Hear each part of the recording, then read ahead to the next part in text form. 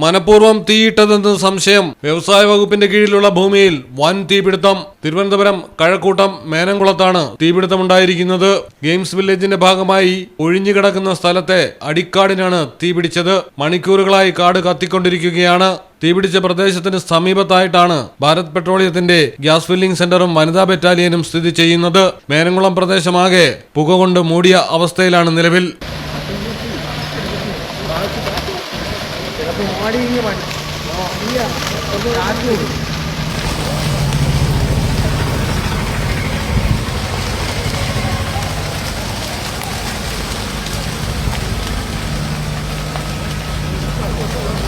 ഇതുവഴിയുള്ള ഗതാഗതം നിയന്ത്രിച്ചിട്ടുണ്ട്. കൂടുതൽ ഫയർഫോഴ്സ് അംഗങ്ങൾ സ്ഥലത്തേക്ക് എത്തുന്നു.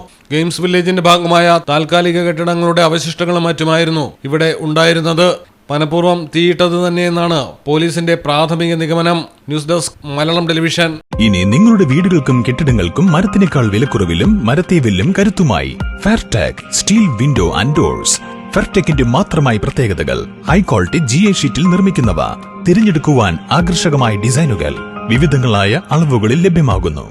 ഏതു കാലാവസ്ഥയെയും അതിജീവിക്കുന്നു. ഫ്രെയിമുകൾക്ക് അധിക ചെലവുകളില്ല. ഫിറ്റ് ചെയ്യാൻ വളരെ എളുപ്പം. ഇനി ഫെയർടെക് പ്രൊഡക്റ്റുകൾ ഉപയോഗിക്കൂ. സമയവും സമ്പത്തും ലാഭിക്കൂ. ഫെയർടെക് സ്റ്റീൽ വിൻഡോ ആൻഡ് ഡോർ.